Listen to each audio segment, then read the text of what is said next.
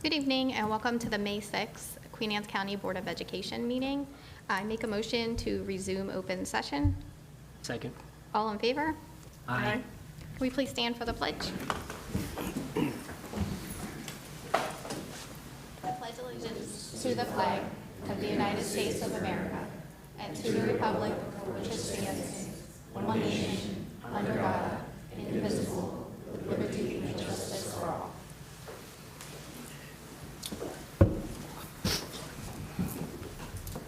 Pursuant to the general provisions, Article 3-305 and 3-104, the Board of Education of Queen Anne's County met in a closed session to discuss the appointment, employment, alignment, promotion, discipline, demotion, compensation, removal, resignation, or performance evaluation of appointees, employees, or officials over whom this public body has jurisdiction.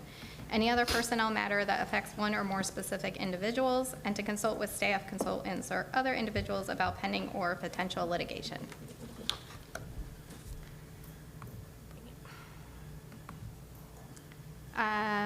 Make a motion for the Queen Anne's County Board to approve the May 6th agenda as presented. I second it. All in favor? Aye. Make a motion to approve the minutes of April 1st, 2026 closed session and April 1st, 2026 open session. Second. All in favor? Aye. Now we have the fun part, the awards.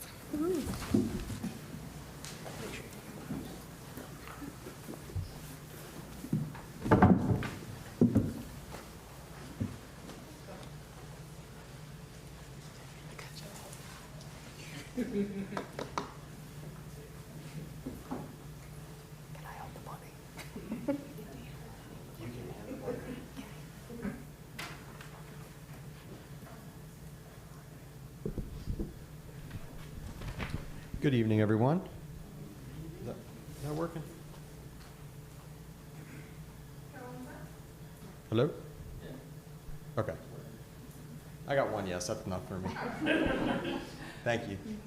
So good evening. Our first award tonight is our Energizer Bunny Award. This award is given to a staff member or volunteer who keeps on going. Sponsored by Bayview Financial, Mr. Chip Brittingham and Mr. Wayne Humphreys, who unfortunately couldn't be with us tonight.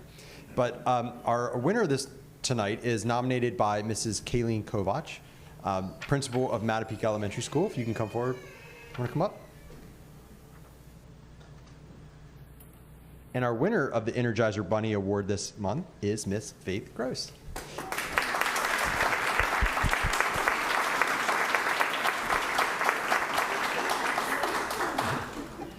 Mrs. Kovach says, Mattapique Elementary School is proud to have selected Faith Gross to receive this Energizer Bunny Award.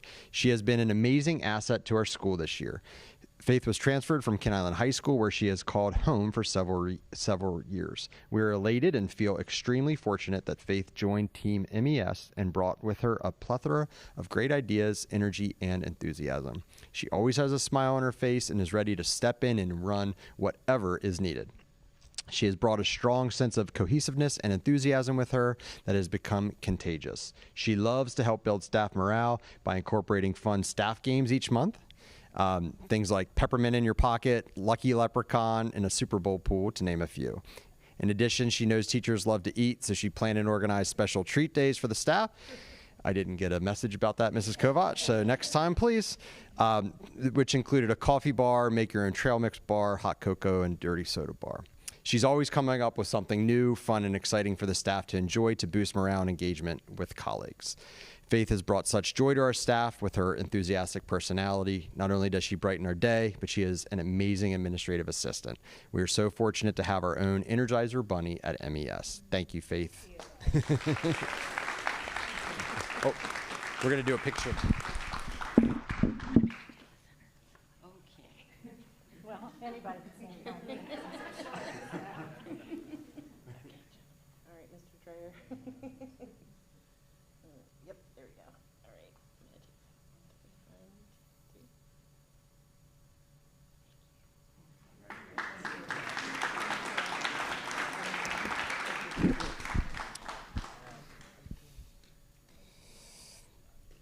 Our next award is the Spirit Award, nominated by Miss Stacy Deegan, principal of Bayside Elementary School. If she can come forward.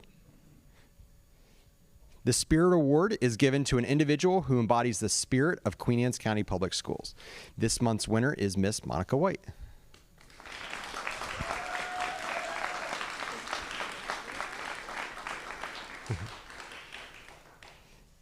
Ms. Deegan says, Monica is always so generous with both her time and her talent. She consistently steps in to support in any way she can. She goes above and beyond to identify the diverse talents of our students, both in her music class and beyond, helping each child feel confident, capable, and inspired. Her content knowledge and creativity extend beyond the classroom walls and into the entire school community. Monica builds strong, meaningful relationships with both students and colleagues, contributes to school events, and consistently creates memorable experiences.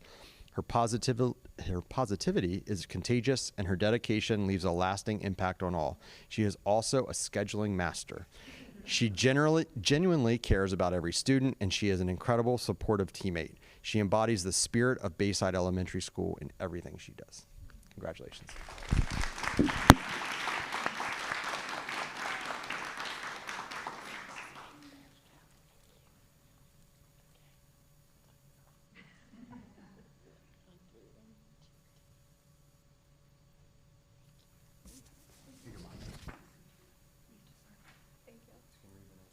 Thank you.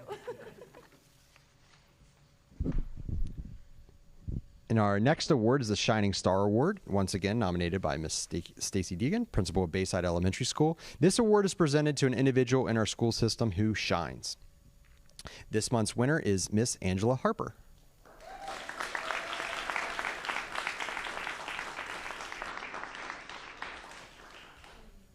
Congratulations. Ms. Deegan says, Angela balances her roles effortlessly as an instructional assistant during the day and a PTA officer beyond school hours. She supports students in the general education setting and also leads her flex group with confidence and ease, consistently keeping students engaged while providing individualized support, guidance, and encouragement. Her calm, positive demeanor creates a welcoming and reassuring environment for both students and staff. Angela brings patience, dedication, and a genuine passion for supporting students at Bayside each day. As one staff member shared, she is basically our school's unofficial idea upgrade specialist. I like that. Bring her any fun challenge and she'll turn it into something bigger, better, and far more exciting. Her energy, creativity, and deep compassion for students truly set her apart. She makes a lasting difference in the lives of both students and staff, and she is incredibly deserving of the Shining Star Award. Congratulations.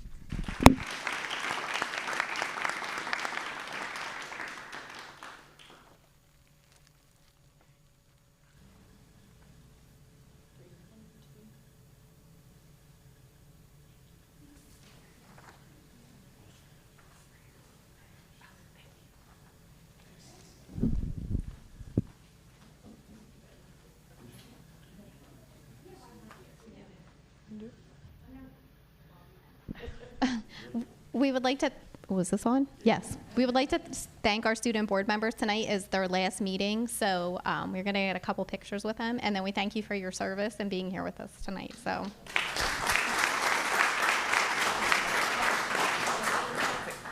did you guys have anything you'd like to say before you do your? No. Since I'm going to put you on the spot. No.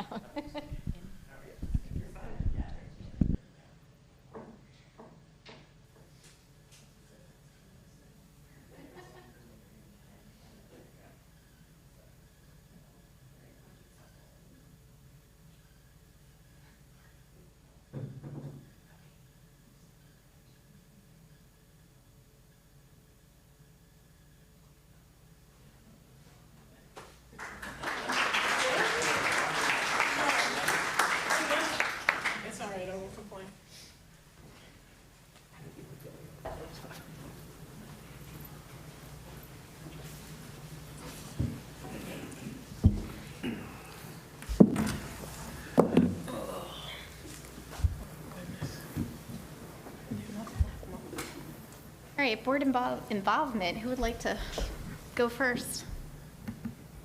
You're all looking at me. I guess I'll go. I made it out to a couple events, a couple of the commissioner liaison meetings and the Sudlersville Strings concert, but my most favorite so far was going to see Ag Day at the 4-H park Jenny Rhodes and her team did a really good job, and I think that was very educational and very fun. I know it was for me, so. This month I was able to make it to the middle school spring festival.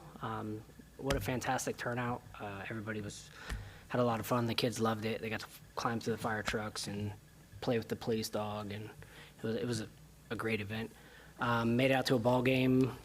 Love baseball, grew up playing ball. Hopefully I can get more involved and coach here in the future with Kent Island or Queen Anne. But I wanted to make an announcement too. It is Mental Health Awareness Month. Is near and dear to me from my military background. I have a lot of friends and a lot of issues, if you all know from military. There's a lot of mental health that goes into it. But also we're seeing an influx with mental health within our youth. So I just want to say, like, reach out. If there's anybody out there, you need to talk to anybody, personally, call me. My number's out there. My email's out there. Call and reach out to me, but I could probably say the same for anybody else up here. You're not alone, so reach out. I just know it's Mental Health Awareness Month, so I want to put that out there, that we're a community and we're here for everybody. Carrie? I did the board, you forgot about that, the Board Leadership Academy. Oh, Did that yeah. training. So fun. That wasn't as fun as Ag Not Day, not so. as fun as Ag Day, definitely not. The May legislative meetings did 2 this month. I'm looking forward to them going back to 1 a month now that session is over. Commissioners meeting, the SSIC meeting, the Ag Day, which was fabulous. And also I went to the Queen Anne's County Prayer Breakfast, which, Yes. it was really, Awesome. really great. There was an amazing prayer for school and educators and a prayer for students and mental health, and it was just a really great ceremony. So, and I went to a lot of baseball games and lacrosse games, but I'm not going to steal Reef's thunder, so I'll let him talk about that. So I did Oh, community, Shannon. oh, I'm sorry. I did community participation adjacent. I babysat a puppy. I puppy sat while his mom participated in the Centerville things. What is it? Spring Fling. Spring Fling activity. I hear there were lots of vendors, activities, and all sorts of wonderful things going on. Kids loved it. It was a busy month. Hopefully I'll get some more stuff in the month of May. You're good. Yeah. Once again, thank you. Okay, so for KI, the agenda for this month, starting with testing. So we've already started AP testing this week, and then it's gonna finish up the upcoming week. And we also have MCAT MISA, which starts the 11th. And then more upcoming school events this month is the choir concert is the 12th.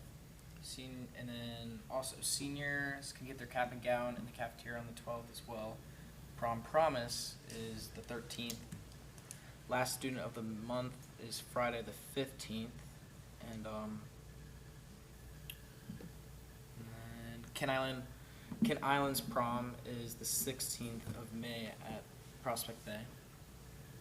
And then Monday the 18th is the Project Lead the Way Innovation Night, and this is where the students have their capstone projects on display in the cafeteria, and that begins at 6. Senior Award Night is May 20th. Senior final exams start the 20th and the 21st. Graduation practice is the 27th, and 28th is graduation. Looking forward to seeing you guys there. And then the last thing I had to say is I just want to thank you guys for the support and allowing me to be in this position this year, and it means a lot, and I'm very grateful for it, so thank you. Thank you. Yeah. Are you not going to mention the lacrosse? Bayside champs. Yes. Thank you, Reef. I was trying to. Boys and girls, congratulations. All right. Some great accomplishments and rollouts this past month, including Queen Anne's County High School was awarded Purple Star Award for its connections to military families and student of military families. Also, shout out to KIHS, SMS, CMS, STMS, and MMS for also being awarded at the State Board of Education meeting last week. All 21 nursing students, a combo of both Kent Island and Queen Anne students, passed their CNA and GNA certifications through examination and clinicals. Queen Anne's County High School, Morgan's Message, Student Athlete Mental Health Organization, and Short Elite PT 5K Run was a huge success this past weekend. QA girls tennis team was with a historic season of undefeated 17-0. The class of 2026 did an amazing job at prom, a memorable and fun night for all. Upcoming events in this May. May is always an exciting time for our students and seniors. Along with Mental Health Awareness Week, today was the Wellness Resource Fair in Queen Anne's County High School courtyard, an engaging event that helped all of our students. Thank you, Striving for Wellness with Kelly Ann, Abby, and Allie Dolan for all their hard work and efforts. CTE Arts Signing Day on May 8th, Engineering Awards on May 13th, and Senior Awards Ceremony on May 14th, and Senior Field Day on May 22nd. Class of 26's graduation on Wednesday, May 27th is right around the corner. Kind of to reiterate what Reef said, I've really enjoyed doing this.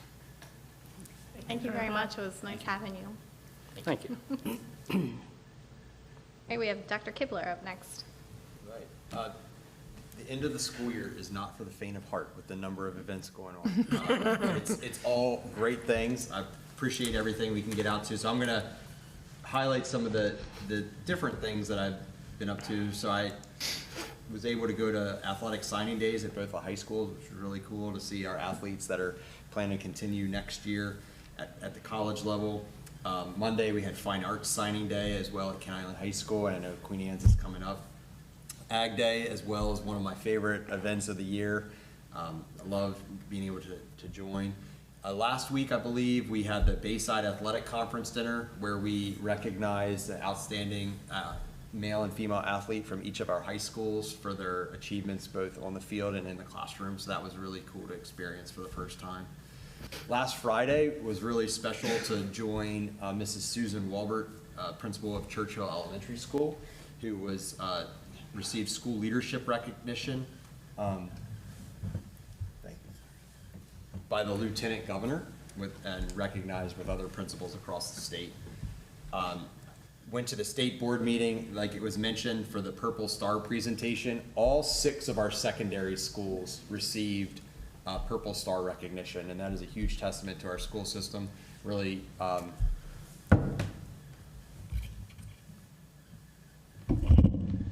I've been muted. Gave me a 4-year job and then muted. Anyway, so we had the Purple Star recognition. It's amazing, all 6 of our secondary schools receiving that honor. Thank you to the advisors at the schools for putting that together. And then last week also a nice event. We had a job fair hosted by the YMCA, put on by our career coaches and Mr. Adam Tolley. Each high school sent students there. We even incorporated Talbot County Public Schools this year too. Any of the seniors are welcome to attend, but it's really a focus on students that haven't already signed up for college next year or have an idea of a career path or a job lined up. So it's just really neat to see the community come together and all the different opportunities, see our local business partners and even our community organizations with the ideas of how students could get a job and things like that. So put my resume out there and wait to hear back. That was a good time. So that's it. Thank you. Next up, we have citizen participation and public comment. We ask all speakers to keep in mind the following guidelines. Speakers should sign the roster, including their phone number and address. Comments should be limited to 3 minutes in length. Comments longer than 3 minutes should be submitted in writing. Statements to the board should relate to the matter of general policy over which the board has authority. Comments about the actions or statements of individual staff members are not appropriate for public comments and should be referred to the superintendent of schools or board president. If you have any specific questions, the board will make sure an appropriate staff member responds to your question. The board respects your desire and right to convey your message freely, but asks as a courtesy to this board and our citizens that you show respect for all. Ms. Varowolski, did I say that right? Yes. Does it matter? Either one. Does it matter? Anyone?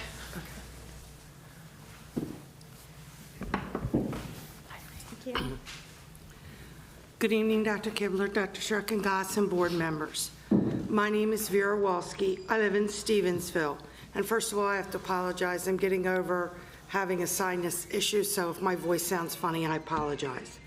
I'm here to speak in support of school choice and the benefits it can bring to students, families, and the community. I have lived in Queen Anne's County for 32 years and worked full-time as a para for this school system for 23 years. I've now been subbing for the last 2 years. Both of my children graduated from Kent Island High School. School choice is about one simple idea, but one powerful idea, and that is that all children learn differently, and families should be able to choose the environment that best suits their child's needs. This allows families to feel involved and invested. School choice helps ensure that students are not limited by a single path. There is a free public charter school looking for approval from the Board of Ed to open up in Queen Anne's County in the fall of 2027 that will focus on a classical education. A classical education model focuses on character development through the study of history, philosophy, and literature. Students will explore themes such as courage, justice, responsibility, and perseverance. These lessons will help shape students not only academically, but also morally and socially.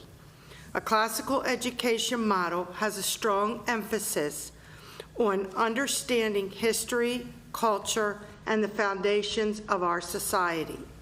Students will explore important historical events, influential ideas, and enduring works of art and literature, and will get a deeper understanding of the world around them.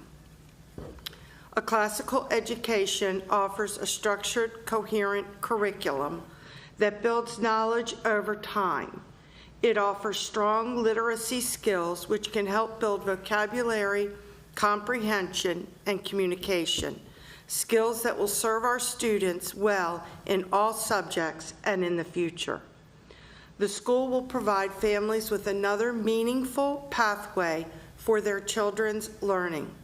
It does not replace but expands opportunities and allows a student to find the environment that best suits their needs.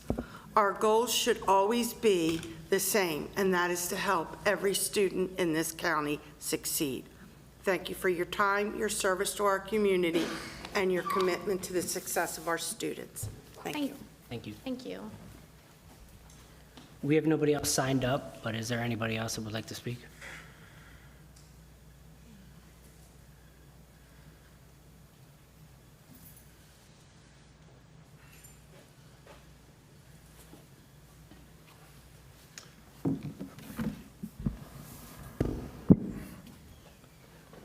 Hi, my name is Carl Yusevitz.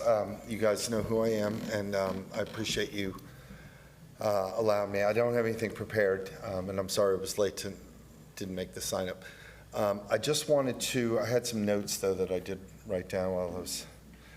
So my son was Kevin, and he died December 22nd.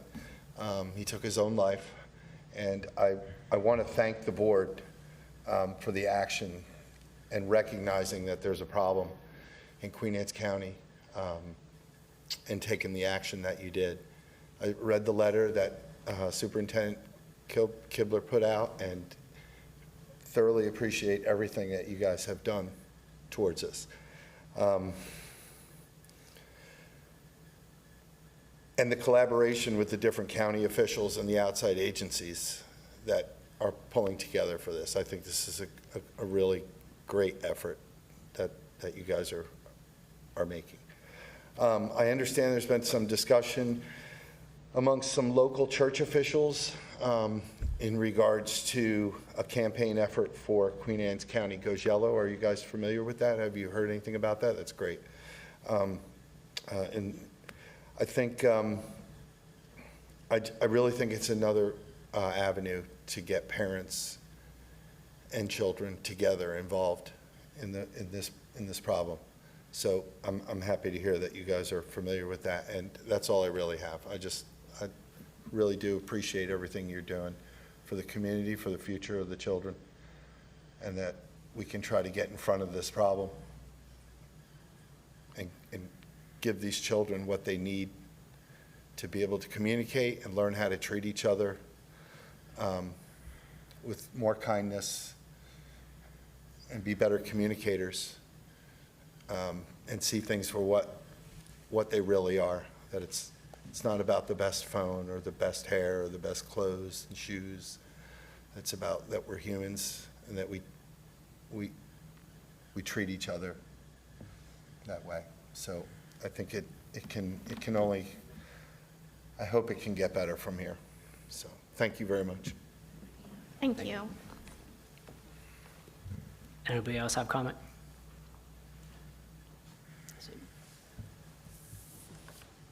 Next up, we have current board action items. So we have our Human Resources Report. I'd like to make a motion that the Queen Anne's County Board of Education approve the Human Resources Report as presented in closed session. Second. All in favor? Aye. Right. Well, board Gonna member. do pictures? Yeah, can I Okay, yeah, If go that's ahead. all right. Thanks. With approving the board report, I appreciate that. I am very happy to make two special announcements tonight. New principal appointments. And so with us in the audience, joining us tonight are two promotions from assistant principal to principal. First, Miss Tiara Hoffman Rhodes is going to be the principal at Centerville Elementary School.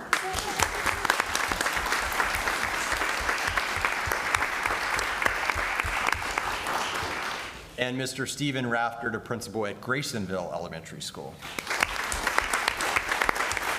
If they could come up, I'd love to get a picture to have you put out. Yeah.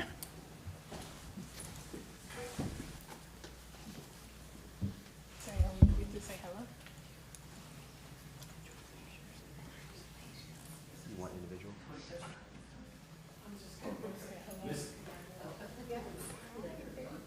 Miss Dennis says an individual picture to go with the press release.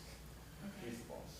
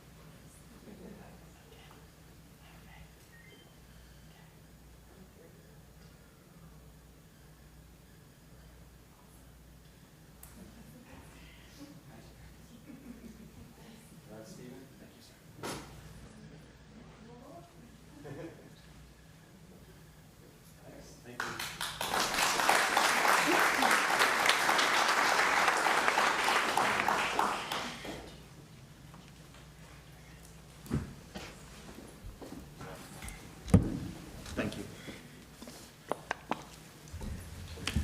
You all done? Did you have anything Happy else? holidays. This is Lena. You're good. Okay. You're welcome. Right, next up, we have termination of deed open space easement with Mr. Barricklow.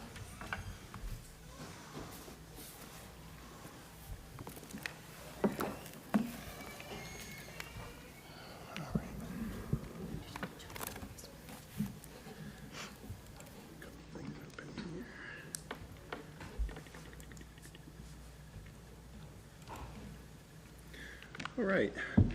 Good evening, President Capes, Vice President Dreyer, board members, Superintendent Kibler, members of the executive team. For the record, my name is Darryl Barricklow. I'm the Supervisor of Facilities and Design, and with me this evening, Stephanie Jones, Long Range Principal Planner for Queen Anne's County. and we also have, Joe Stevens. Come on up, Joe. Yeah, come on up here. Joe Stevens, I am an attorney here in Centerville, and I represent the property owner. Okay, so what we have before you this evening, it's a very confusing presentation, but I'm going to try to make as quick sense of it as we can. So the property that's being displayed is property that is part of the, or it was part of the Providence Farm subdivision. It had not been developed yet, and when it was originally platted out, 155 and change acres of land was dedicated as open space. A little bit later in time, 17 acres of land, give or take, was given by the developer to Queen Anne's County Public Schools. That, for reference, is this area in this section of the map. That is the southernmost boundary of the existing Kennard Elementary School site. You'll see a very small triangle that's captured within our property that is part of the open space. What we're asking for approval this evening on is allowing the developer permission to remove that open space designation from that 2 acres of our property. That's pretty much what it is. It's not giving property away. It's not giving rights to property away. That section of property currently, in addition to the open space, also is bound by forest conservation easement, which is a much more restrictive easement. So the open space requirement for that parcel really doesn't have any consequence, giving that, allowing the termination of that. So I do have my people here tonight to help answer any questions that I may not be able to answer. So with that, what we're seeking is approval to remove that, or terminate that open space for that portion of our property. So, like, what does it buy us? What does it get us? Just removing that little portion of open space?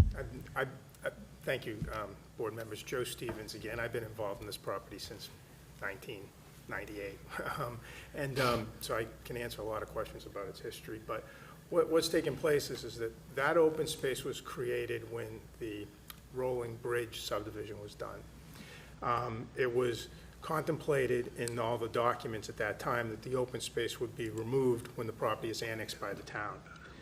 That annexation took place in 2024, and we've been going through the process of removing it for the entire farm. The County Planning Commission, the Town Planning Commission both recommended in favor, and we'll be going to the county commissioners. What we learned, well, maybe Stephanie, a week or two before we went to the County Planning Commission, was Mr. Schaefer had conveyed some property to the Board of Ed. So that sliver at the top that was conveyed with the same open space restriction.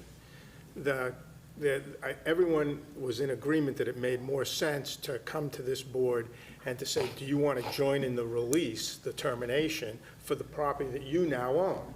Okay, because it doesn't make sense for that 2 acres, acre and a half, to stay in open space while we remove the remainder of the property from the open space, because that's the process we're going through. And so that's why we're here tonight. I mean, the request to the board is that they join in the termination agreement so it comes off of their land, as well as it'll come off of the former Mr. Schaefer land as well. If the board had concerns about that, then we would probably go back and just carve out the board land and move forward with the other one, but it makes so little sense that we wanted to come to you. My client wanted to, and the county wanted us to spend the time and the resources to come to you and say, look, it makes sense to get rid of the whole thing if we're getting rid of 153 acres of it. Right. So what's going to happen to the what's going to happen to that land once that open space is removed? That land is your land or the land All that's of in? it. Okay, well, the land that's in the open space now and the farm itself is in the town's growth area. So it's zoned for town traditional residential. And over the next few years, we're going to be going through an approval process for a town scale residential and mixed use with more institutional uses towards the road. And that will, take place over the next 3 to 5 years as the town expands its sewer treatment facility and has capacity to serve this development in the future. Mr. Pender, does this land incorporate the property that we get emails about every summer and No. cutting the grass and all that other stuff? No, ma'am. Okay, just want to make sure. I just want to make sure, it's not something else we'll have to hear I about don't later. know what property that is. It does not. Okay. So so what the request would be is that you join, we have a termination agreement that the county commissioners will have before them in the coming months, probably by August. We're going to file that, we'll sign it. We're asking for the superintendent, I guess, and the board president signs, and I want to apologize, I spelled the board's president, the president of the board's name wrong in that. That's okay. I apologize. I was embarrassed when I got here. So this has nothing to do with, once it's annexed to the town, has nothing to do with the waiver of the 5-year period that they have to, it has nothing to do with that? No, it's already been annexed in the town. Correct. But then after it's annexed, it's supposed to be a 5-year wait period before they can do anything with it. There is a 5-year period where the county has to expressly approve the underlying zoning. It's not a wait period. The county has an approval authority. That's going through a process as well at this point in time.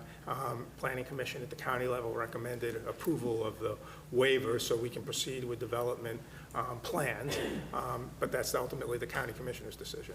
Right. So am I hearing that they're going to remove this from open space? Then You develop ultimately it. want the 17 acres back, so this can all be developed. I'm sorry, I couldn't hear you.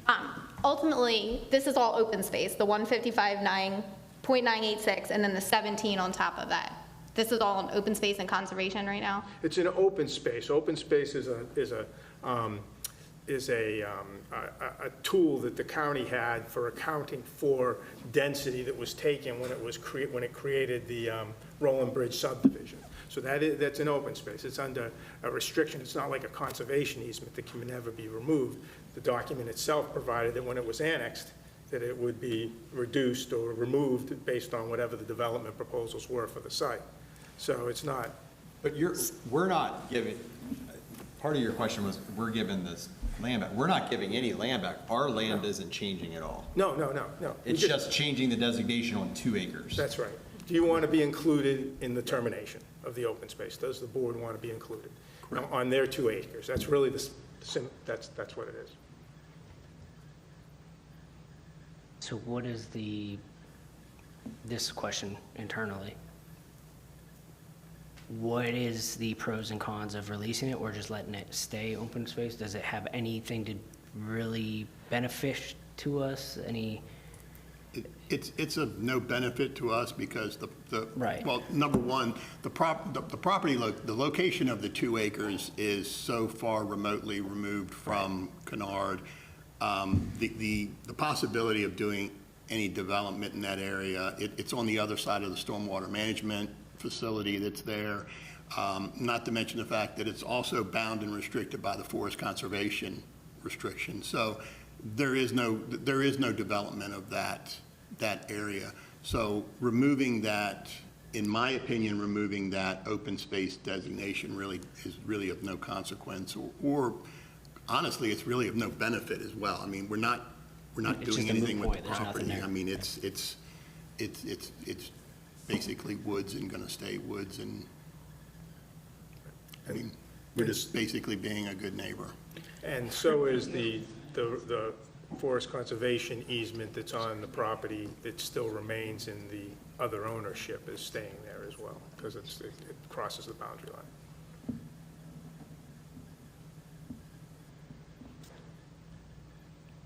A lot less intricate than I thought it would be. It always is. It's Isn't it? really, the explanation is much more complicated than the question. Anybody else have any other questions? Do we have a motion?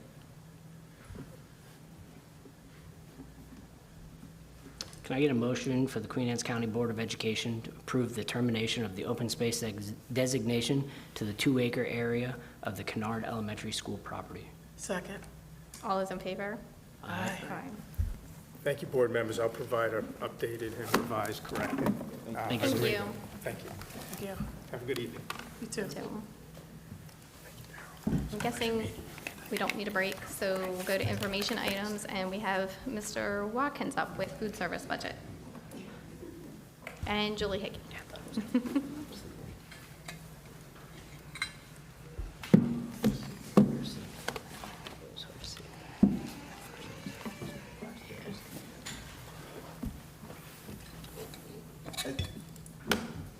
As they get set up, can I give a little introduction of my master plan, Mr. Watkins, for our budget?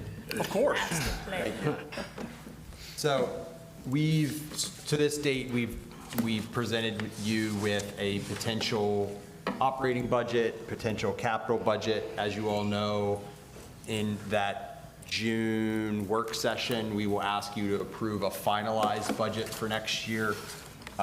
In my quest to continue being transparent and make sure that we have everything out in front of the public and everything in one place, the budget moving forward, when we talk about Queen Anne's County's public schools budget, it's going to include the operating budget, all of our grants, it needs to include capital, it needs to include food service as well. And so when we ask you to please approve our budget in June, you're going to be approving all of those pieces together. So tonight's presentation by Ms. Hickey and Mr. Watkins is really about that food service piece of the budget. So that's why it's just informational tonight, and we'll ask you to approve it as part of a package deal. Obviously, we can make edits as we go, but that's kind of where we're at to lead off this.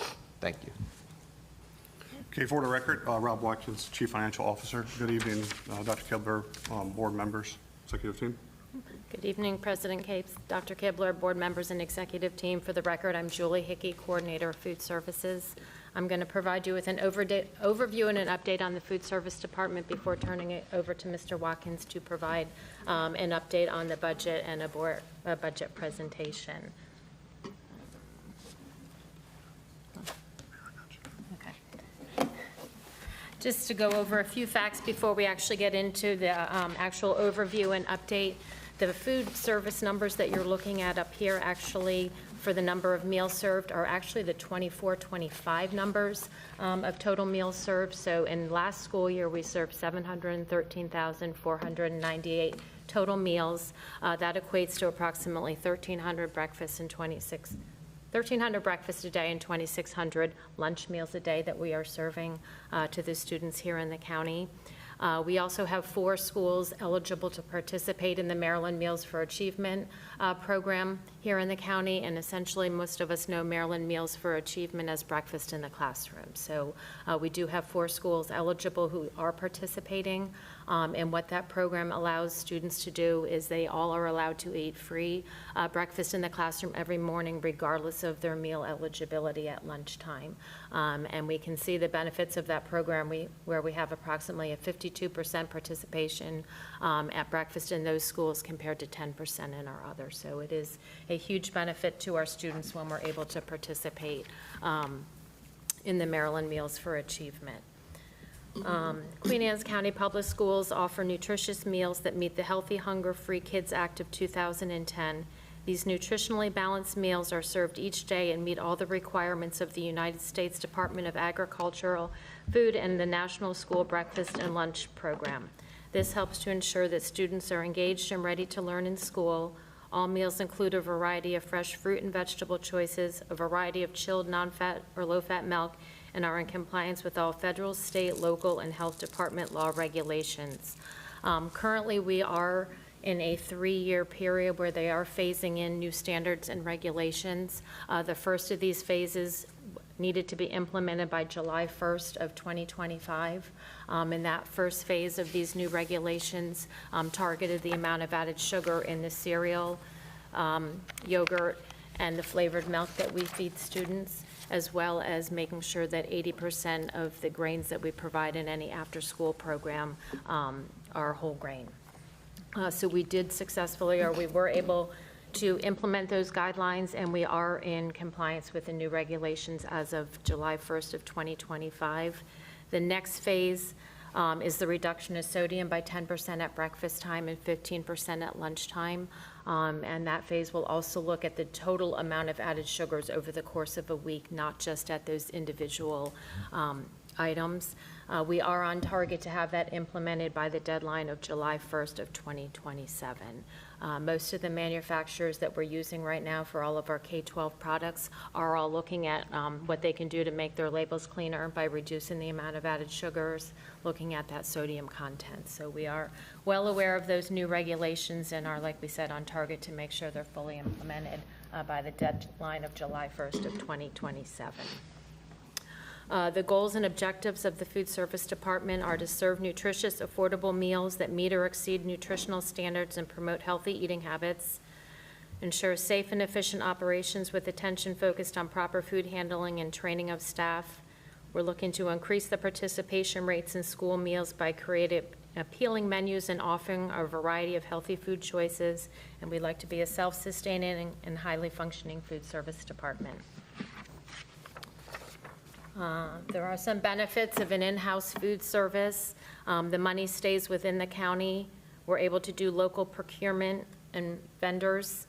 We can support our local community farmers. Right now, the majority of the lettuce that we're serving in all of our schools is actually coming out of Greenville Hydroponics right in Sothersville. So probably 90% we're working through a local food grant to be able to purchase that through Greenville Hydroponics. In-house food services also allows us to reduce unnecessary expenses, and we keep a greater focus on the same mission, values, and goals of the district. We did have a number of program enhancements and added revenue sources during the school year 2025. We have added an after-school snack program at our 3 Title I elementary schools. I did not include it in the slide, but as I was reviewing them this morning, I also realized that we did restart Second Chance Breakfast at Kent Island High School this year, and that is a breakfast that is served between first and second period. It's served off of a cart out of the high volume area, and we actually serve more students breakfast on the Second Chance Breakfast that we do in the first breakfast of the morning. So we did get that program back in place this year as well. We have added a monthly central office lunch. We added some dessert sales, and we've also continued to add new a la carte offerings to increase our a la carte sales throughout the county. We have been approved by Mr. Shepard out at the high school, Queen Anne's County High School, to implement Second Chance Breakfast at Queen Anne's County High School next year as well. So we're excited to do that and hope to increase breakfast participation at that high school. Moving on to our summer food service program. In our summer of 2025, we successfully expanded the summer food service program with the addition of 3 rural non-congregate feeding sites, which serve grab-and-go meal bags containing breakfast and lunch for 5 days. Prior to the summer of 2025, we only were serving students who were enrolled in our county summer school program and 1 camp out at the Horizons camp out at Gunston. But with the addition of the 3 rural non-congregate feeding sites last summer, we were able to serve just over 21,000 meals, which was up from 5,500 from the previous summer. We do have plans this summer to further expand our summer food service program with the addition of 4 additional non-congregate meal sites that will be operating, and we are also be increasing the number of meals that we provide up to 7 breakfast and lunch for 7 weeks throughout the summer. We'll also be adding a dinner program and some weekend meal bags for our migrant program and also at one of our enrolled sites where we're able to do that. So we hope to continue increasing that number of meals and better serving the students that need those meals throughout the summertime. Some people will ask what a typical meal looks like, or I don't know if anyone looks at our menus that are on the county website, but this just kind of gives you an overview of the type of selections that the students get at the different levels during the school. So at an elementary school, we serve 2 hot entree selections daily, and then either an entree salad, a bento box, or a fruit and yogurt parfait. And then peanut butter and jelly Uncrustables are always available daily to these students. So our elementary schools have a selection of up to 4 choices each day. And then our middle schools and our high schools have a very similar menu, which offers 7 entree selections daily, including a hot entree, grill items, pizza, and salad items. And at all of our school levels, there is a fresh fruit, vegetable offered daily, as well as low-fat milk. As we move forward and continue to build the QACPS locally managed program, we're still continuing to look at building menus which are geared towards students' taste. We've done a lot of taste tests this year of potential new products, trying to see what these students will eat, will not eat. So we have done some surveys with those students in addition to those testings to get their feedback. We are looking at ongoing expansion of our summer food service program to serve more food insecure students in the summer months. We're continuing to look at access to local food sources to help reduce our shipping costs, and looking at programs to implement that will continue to help us reduce our cost and increase our revenues, as well as program participation. I can take questions you have now, or we can wait until the end of Mr. Watkins' presentation. Wait. You care? Let him go? Oh, yeah, Yep, we can okay. wait. So we're going to provide an update to the budget for this current year, fiscal year 26, and we'll talk through the draft proposal for fiscal year 27. I did pass out prior to the meeting a copy of the food service budget. I'm going to talk through the overarching view of it, and then we can talk about anything specific as we kind of go along. So, types of revenue in our food service program come from cash sales, federal reimbursement, state reimbursements, and from grant funds. Our food service balance, when we were sitting here this time last year, that's Fund 5 in our accounting books, was $1.812 million. This money can only be used for food services. So when we worked down, we were projecting last year a food service need to use about $334,000 of the fund balance to balance out fiscal year 25. As we went through the audit statement process, we actually realized that we needed to use $132,413 instead of the $334,000 we had projected.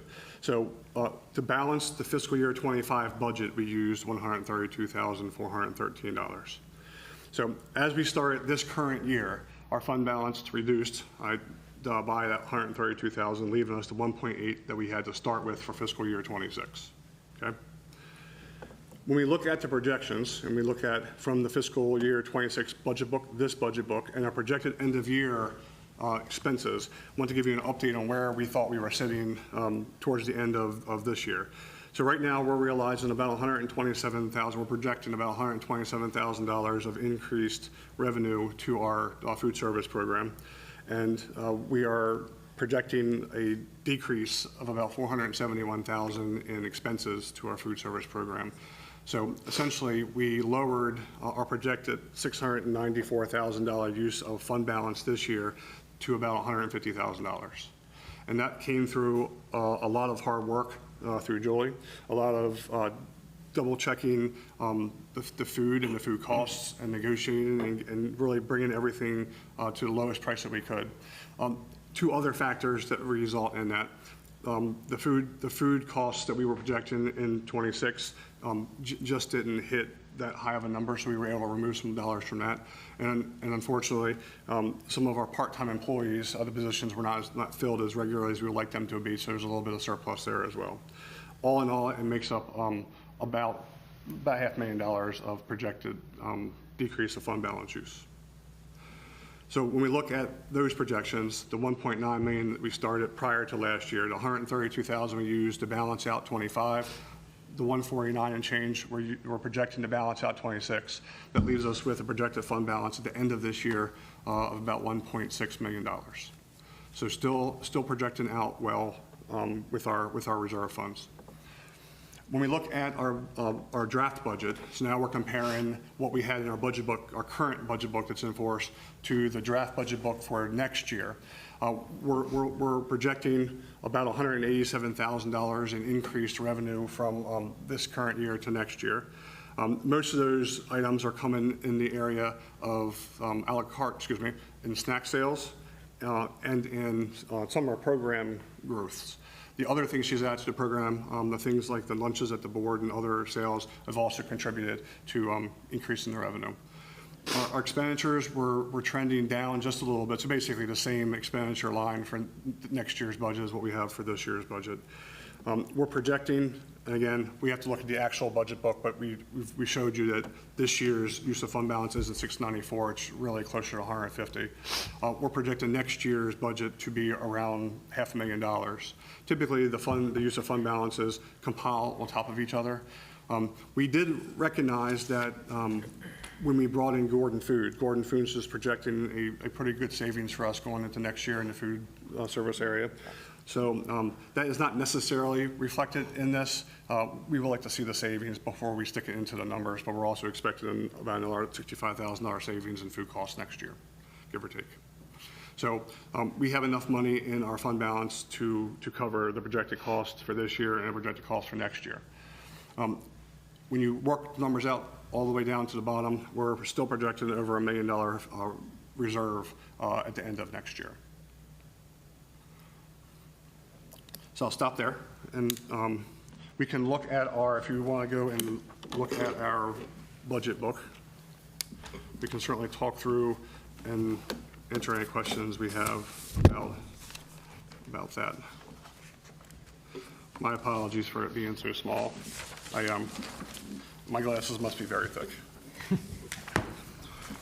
Basically, everything I gave you summarized, should look at this next year's budget. Should summarize what it is that we just looked at. On the left-hand side of the budget book, you will see the revenues, and you can see the sales revenues are at the top left-hand corner. Then you see followed by state revenue and federal revenue. And then at the bottom, you can see the projection of about $187,000 in increased revenue. On the left-hand side of the page, you can see all the expenditures. The top is a summary of all the different types of expenditures. So by salary, by contracted service, by supplies and materials, by other charges, equipment, fixed charges. So you can see there, and then each of those items is broken down below.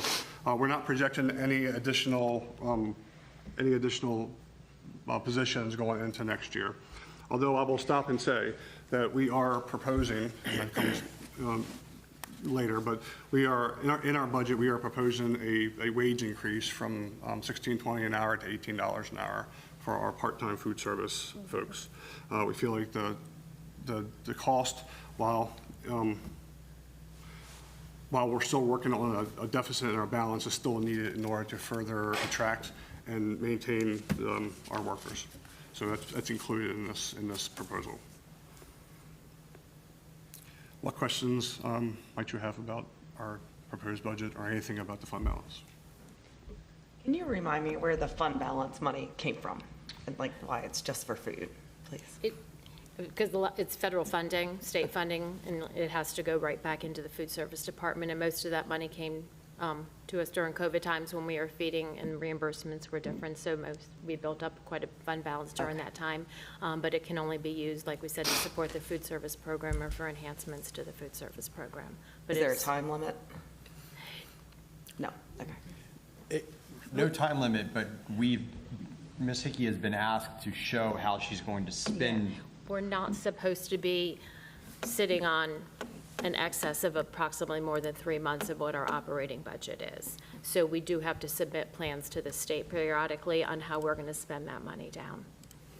And currently, our plan is to spend it internally inside of our program. And the goal would be, as we continue to balance out the budget over the course of time, we're hoping to have a fund balance left over to end, both to support the reserve needs of the program, also perhaps to even find some funds to further enhance the program. So if I'm looking at this, we're, for 2027, projected to be the 494,000 basically in the hole. So if this is year over year, that fund balance isn't going to last that long. So what are we doing to? That is correct. And so you guys know me, I budget at the top. I budget at real numbers, and then we work off of that. We would expect to see probably similar trends in fiscal year 27 budget that we saw this year.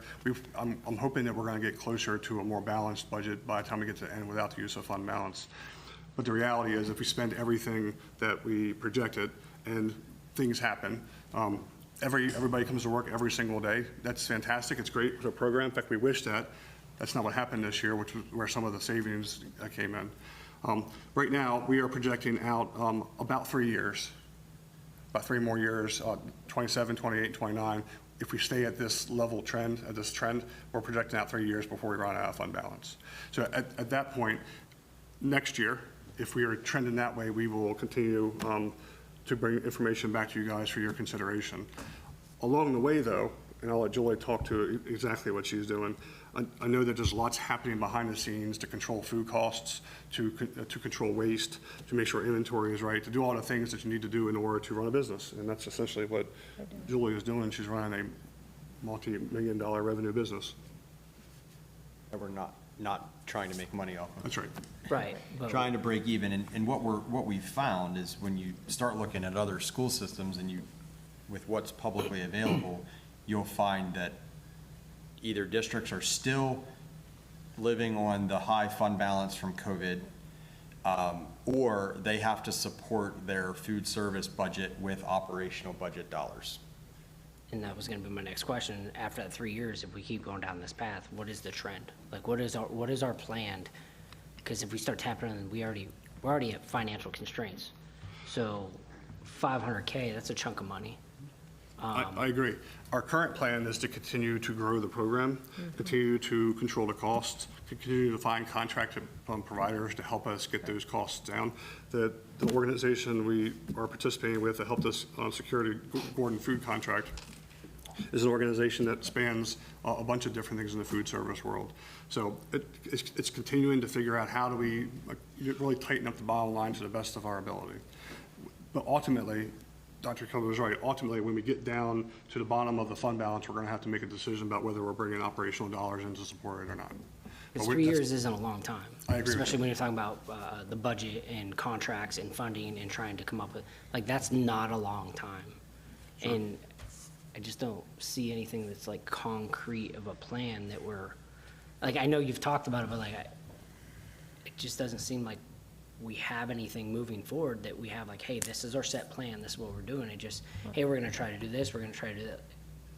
Can we get something that you can try to do this and that, but how much, is that really gonna save $500,000 just on food costs a year? I mean, you just said 65,000 earlier. Write out a plan, I mean, but like you said, the way we need to do that is we need to increase our participation in meals, which, we do out there by the different programs, by the different contests we run, by, getting the kids involved in what their meals are. I mean, the way you're going to cut that deficit is, like we said, we need to add to our programs, which we added the several programs this year. We have the plan to expand our summer program more this year. We're, Queen Anne's High School bringing in more participation there. We've looked at our major food service vendor to see where we can get better pricing. I mean, that is the plan moving forward, is continue to look at how, like we said, we increase those revenues. And we do that by increasing average daily participation. And then, like we said, we need to keep a tight inventory and watch every dollar we spend. We look at staffing, we look at staffing schedules every day. We look at, do they justify that staffing based on the number of meals they're serving, or do we need to decrease and, switch staffing? But that's stuff we look at daily. And for fiscal year 27, we have enough money in our reserves to cover it. And the other point is the next couple slides. Yep. Unfortunately, we do have to raise prices. Correct. And Queen Anne's County Public Schools has roughly been on a model of raising prices every other year, with one skip during COVID. Which has kind of put us behind. Which has put us behind, and so we would be not asking for a vote tonight, but getting the board's kind of opinion and appetite for a suggestion we're gonna make about raising food prices. I'll let them go into it. And if the board is supportive of that idea, the budget, when it comes back in June, would have that included. And Mr. Watkins and I were talking about potentially asking you to vote on the price increase at the first June meeting, June 3rd, so that then the budget you saw on June 17th had those prices baked in.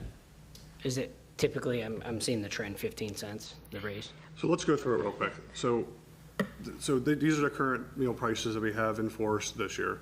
$1.75 at breakfast, I see the $2.75 at promotions lunch, now. middle and higher at $3, and the staff lunch is currently set at $4.25.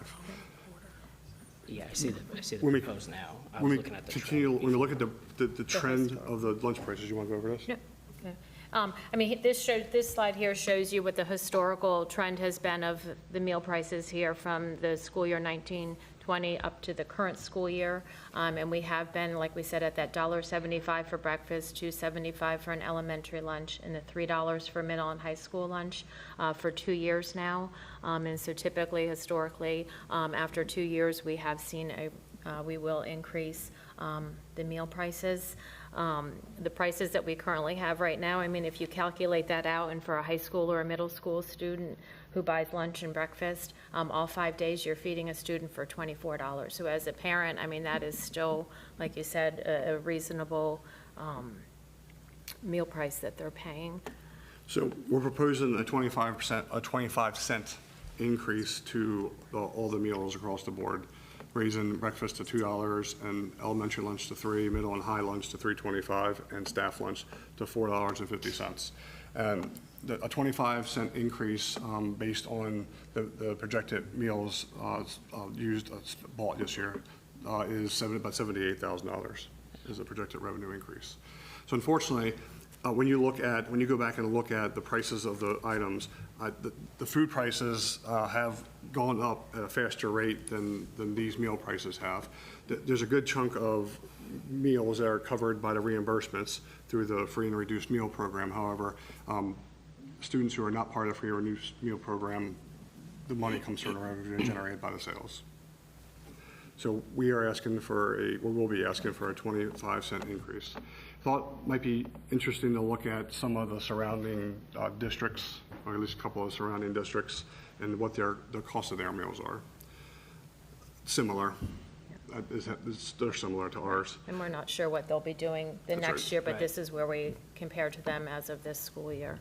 Can you explain why Kent and Caroline are most You want closely to? favored? Kent and Caroline County are not included in this slide because they are 100% CEP, which is a community eligibility provision, so all of their students receive free breakfast and lunch in their counties. It's okay. So I'm just saying why it's not there. That's fine. I get it. we talked through the need for the price increase to balance the budget because of rising food costs and operating costs. We talked about the wage increase, which is needed for our employees.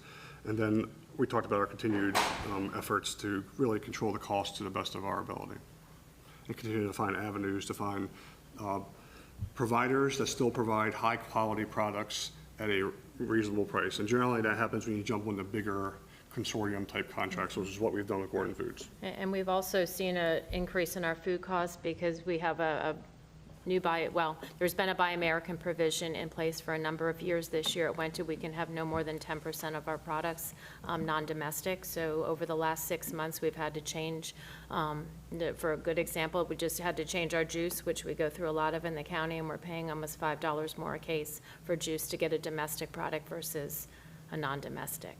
And there's nothing that's going to continue to do, but yeah, we've had to drop to less than 10% non-domestic. So our food cost has been impacted by that. What, for reducing food waste, what does that look like? Because I'm the one that wants to climb in the garbage can and take all the stuff out that these kids throw away. Because they're like, we have to take it, but then we don't want it, so we just throw it out. Like, I mean, several of our schools, the biggest way they've reduced food waste is we have 3 elementary schools who have students pre-order their meals, which is a lot of work on the teachers, but they have done it at 3 schools. So our cafeterias know in those 3 schools exactly how many students want, each of those entrees, and they will produce one or, they do produce a few extra just because kids do change their mind. But that has significantly decreased our waste at, we do it at Graysonville, Bayside, and Church Hill. So that is one way we've really looked at that. We do run a cycle menu, and we have production records in place or that are put in after each of those meals are served. So the next time they serve those meals, they go back and they look at, how many of each of those items so that they have an idea, so they're just not overproducing. They're basing it on what was served the prior time. We've looked at inventories and reducing and working with them on how much milk they're ordering and teaching them how to really calculate out the number of milk they need to order. Right. Thank you. I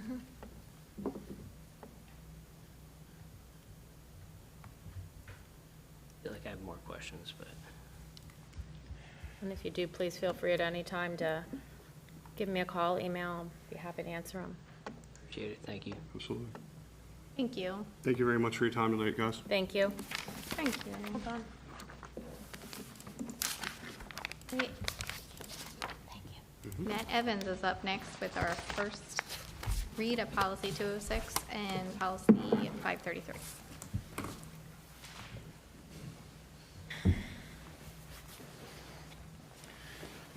Good evening, President Capes, members of the board, Dr. Kibler, executive team.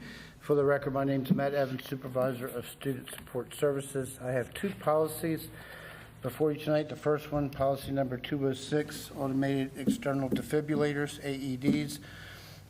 This is a rewrite from the 2009 policy, a total rewrite that complies with COMAR, Maryland statutes, and MSD guidance. In consultation with our school health coordinator, Mr. Watkins, we project the average annual fiscal impact to be $15,000 per year for maintenance, replacement. Some years maybe more, some less. Are there any questions about the AED policy? Do we already have them, like in anywhere, everywhere that's written? Okay.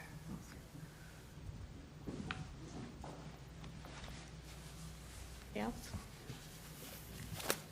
Thank you. Yep. I have another one. It's the 533 Sun Safety Policy.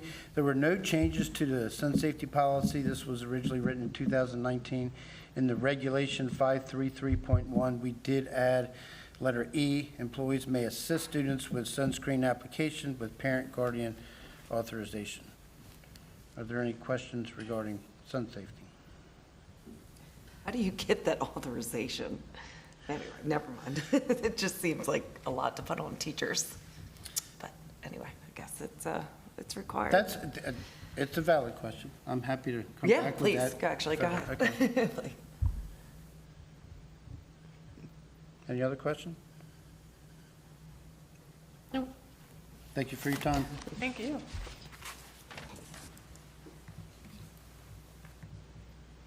Great. Dr. Knowles up with 8.04 through 8.09.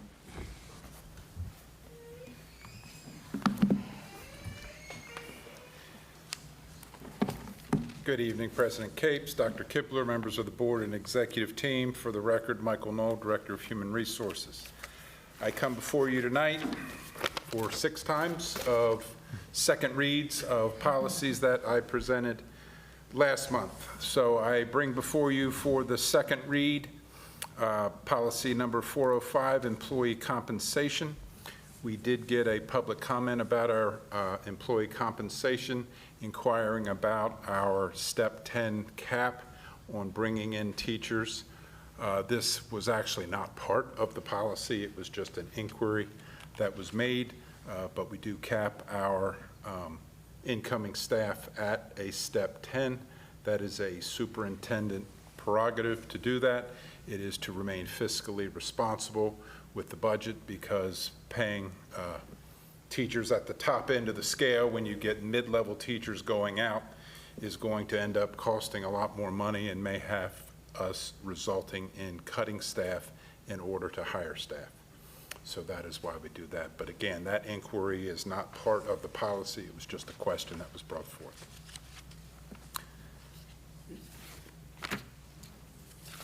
Can I keep the party going? Questions about that?